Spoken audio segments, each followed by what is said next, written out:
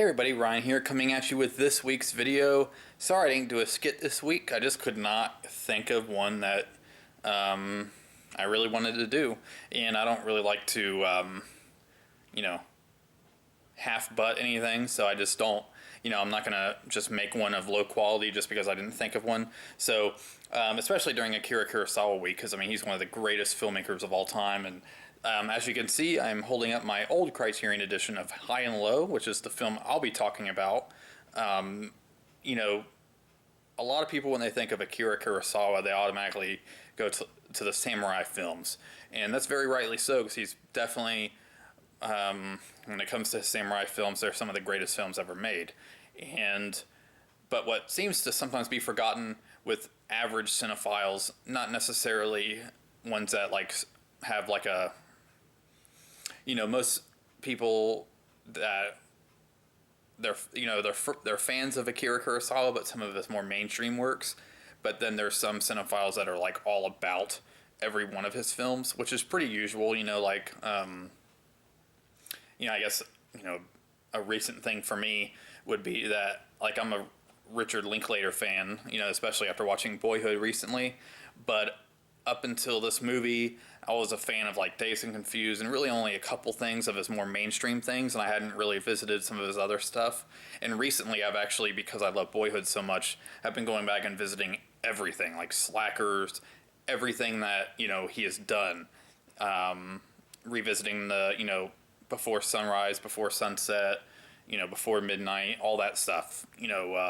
So that's really what I'm talking about. Not saying that there's some people that just don't like Kurosawa, but just just because you're a cinephile doesn't mean you're going to be into every director's catalog, per se. So this is one that I really, really, really love. It's not a samurai film. It's more of a contemporary Japan or Japanese film, and it was released in 1963. And what it's about I guess you could say, an industrialist who is a part of a shoe company. He's a leader on a shoe company, and at the beginning of the movie opens up with him and his other board members, or shareholders and co-owners, basically talking about the direction for the company, and he disagrees with it because he thinks they should continue to make high quality products and sell them the way they are instead of making cheaper shoes. He's definitely having it's morally wrong to sell a product that's crappy just to make more money, basically. And so he has this situation going on. Meanwhile, pretty soon after, he notices that his kid's missing, and ends up kind of being his butler, or his servant's kid that is actually kidnapped. And so then he has a bunch of other stuff going on, in regards to his business and the amount of money that he needs to pay for the ransom. And so the first half of the movie literally takes place in his apartment, in one room pretty much. And it is masterful. It is thrilling. It's one of those things where it's all dialogue, but it is you're glued to your seat. And of course it stars Toshiro Mifune, and in my opinion, this is probably his greatest later role that he would play. I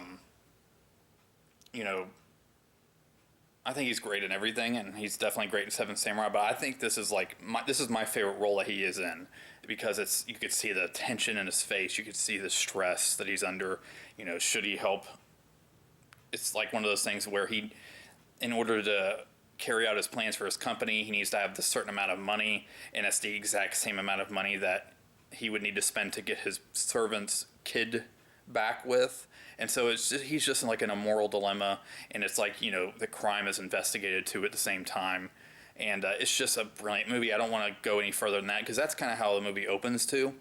And I don't want to get any further of the situation with the kidnappings. I think everybody needs to see this film.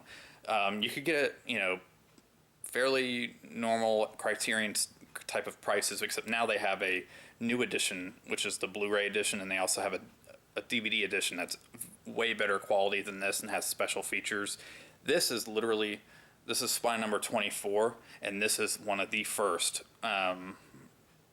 Criterion releases, with the old logo and all that stuff. It doesn't have that, the Criterion logo that we know now, and it doesn't even have it has the old Criterion logo. I think it was used for like the Laserdisc too, and it's just a brilliant film. And I'll eventually upgrade it to the Blu-ray.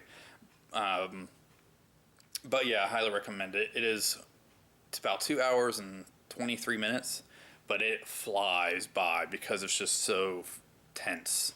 And of course, it's called High and Low, so it's kind of about, you know, a statement on contemporary Japanese society at the time in regards to, you know,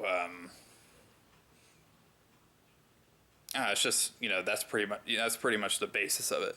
It's just a statement on society at the time, which was in the 60s. So, but anyways, yeah, I hope you guys enjoyed the video this week, and I know I'm definitely going to be rewatching this again pretty soon. I watched it earlier in the week, and I'll probably be watching it again in like a couple weeks just because it's such a brilliant film. And so I hope you've enjoyed Akira Kurosawa week. I hope you, man, I just said I hope you enjoyed. Hope you enjoyed a million times. Thank you so much for your support, and I will see you guys in the next video.